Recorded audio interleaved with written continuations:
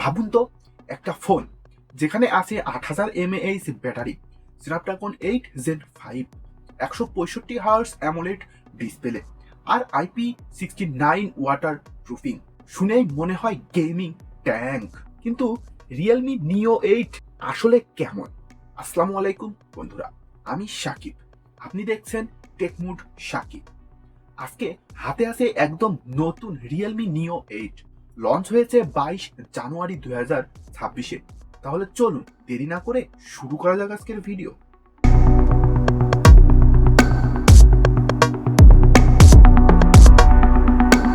Realme নিও 8 দেখতে প্রথমেই প্রিমিয়াম লাগে।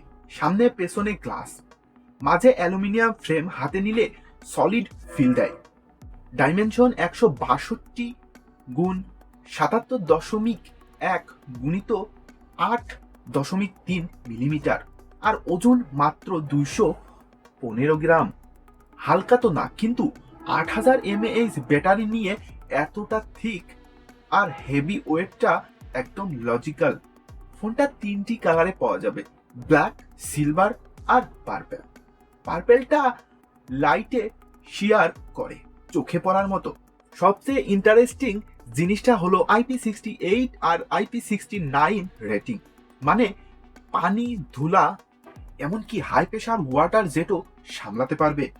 যারা অনেক রাগ ইউজ করেন তাদের জন্য এটা বিশাল প্লাস পয়েন্ট।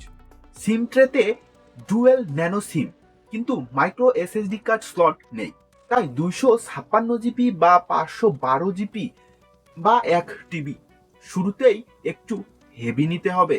রিয়েলমি নিও 8-এ ডিসপ্লে এক কথায় বেস্ট।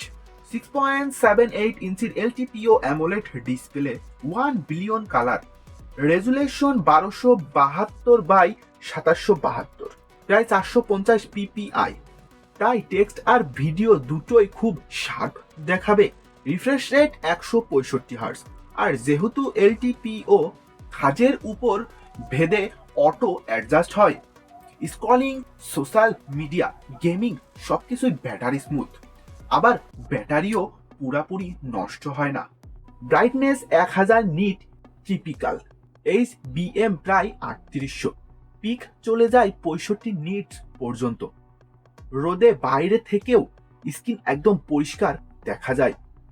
HDR সাপোর্টেড, তাই নেটফ্লিক্স, ইউটিউব HDR কন্টেন্টে কালার আর কন্ট্রাস্ট বেশ পপ করে। ভেতরে আছে Qualcomm Snapdragon 8 Gen 5 3 nanometre chipset, সাথে আছে অ্যাড্রেনো 829 GPU। কনফিগারেশনে দুইটা হাই পারফরমেন্স কোর, 3.8 GB আর 6টা core, 3.32 GB। Daily task, social media, camera, browsing, multitasking কোনো ল্যাগ টের পায় না। 12 GB বা 16 GB র্যাম আর 256 GB বা 512 GB বা 1 TB স্টোরেজ হেভি ইউজারদের জন্য আরামসে যথেষ্ট।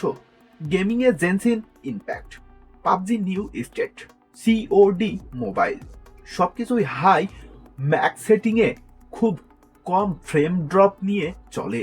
সফটওয়্যার সাইডে আছে Android 16 plus, Realme UI 7.0, interface colourful, customisation অনেক, theme, icon, always on display, কিছু ব্লটওয়্যার থাকলেও বেশিরভাগ আনইনস্টল করা যায়। পেছনে আছে triple camera setup, 50 megapixel main sensor OIS সহ, 50 মেগাপিক্সেল পেরিস্কোপ টেলিফোটো যা 3.5x অপটিক্যাল জুম OIS সহ দেয়, 8 মেগাপিক্সেল আলট্রা ওয়াইড যা 112 ডিগ্রি ডে লাইটে মেন ক্যামেরা থেকে ইমেজ খুবই ডিটেলস আর শার্প। ডাইনামিক রেঞ্জ ভালো, কালার একটু Panji, Instagram, Facebook a direct upload করার মতো আউটপুট দেয়। নাইট মোডে OIS প্লাস সফটওয়্যার প্রসেসিং এর কারণে শটগুলো স্টেবল আর ইউজেবল থাকে। নয়েজ কম, যদিও ফ্ল্যাগশিপ ক্যামেরার সাথে 1:1 তুলনা করলেও সামান্য পিছিয়ে। পেরিস্কোপ টেলিফোটো আলাদা লেভেলের ইউটিলিটি দেয়, 3.5x অপটিক্যাল জুমে পোর্ট্রেট শটগুলো খুব সুন্দর আসে, ব্যাকগ্রাউন্ড ব্লার আর সাবজেক্ট সেপারেশন ভালো, 10x পর্যন্ত হাইব্রিড জুম শেয়ারযোগ্য, তার উপরে কেবল কাজ চালানোর মতো ডিটেলস থাকে। 8 মেগাপিক্সেল আলট্রা ওয়াইড এখানে খুব উইক, ডে লাইটে ঠিকঠাক, কিন্তু ডিটেল আর ডাইনামাইক রেঞ্জ মেইন সেন্সরের মতো না। ভিডিওতে পাবেন 8K 60 fps আর 1080p তে 120 fps সোলোমো, স্টেবিলাইজেশন ভালো, 8K নেই। সামনে আছে 16 মেগাপিক্সেল সেলফি ক্যামেরা, আলো ভালো থাকতে ডিটেলস আর স্ক্রিন টোন সুন্দর আসে, কিন্তু লো লাইটে শার্পনেস কিছুটা কমে যায়। এই লেভেলের ফোনের জন্য সেলফি ক্যামেরাটা ঠিক আছে, অসাধারণ না, আবার খারাপও না। সাউন্ডের ক্ষেত্রে আছে স্টুডিও স্পিকার, ভলিউম ভালো, ভয়েস ক্লিয়ার, গেম আর মুভিতে ইমার্শন ঠিকঠাক, বেশ খুব ডিপ না হলেও ব্যালেন্সেড। 3.5mm হেডফোন জ্যাক নেই। কানেক্টিভিটি সাইডে আছে network 5G, wifi 7, Bluetooth 6.0, NFC আর full set of GPS system. NavIC Galileo আছে, শুধু ইউএসবি টাইপ সি 2.0, এখানে 3.0 হলে আরও ফিচারফুল হতো।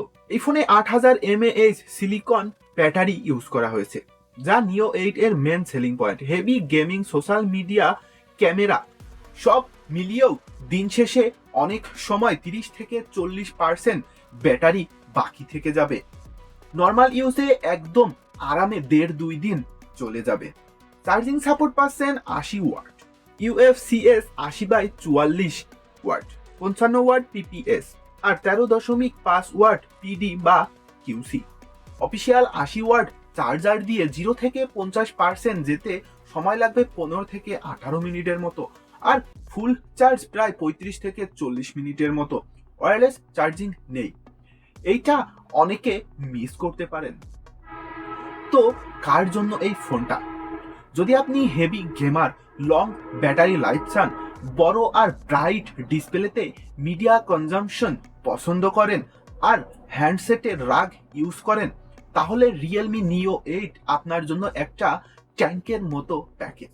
আর যদি আপনার ফোকাস আলট্রা ওয়াইড, সেলফি আর ওয়্যারলেস চার্জিং হয়, তাহলে হয়তো অন্য কোনো অপশন দেখে নিতে পারেন। আপনাদের কি মনে হয় রিয়েলমি নিও 8 নিয়ে? সবচেয়ে বেশি ইমপ্রেসড হলেন ব্যাটারি, ডিসপ্লে নাকি পারফরমেন্স? কমেন্টে লিখে জানাতে ভুলবেন না। ভিডিওটি ভালো লাগলে লাইক, কমেন্ট, শেয়ার করুন আর এরকম টেক রিলেটেড ভিডিও পেতে চ্যানেলটি সাবস্ক্রাইব করুন। দেখা হবে পরবর্তী কোনো এক ভিডিওতে। আল্লাহ হাফেজ।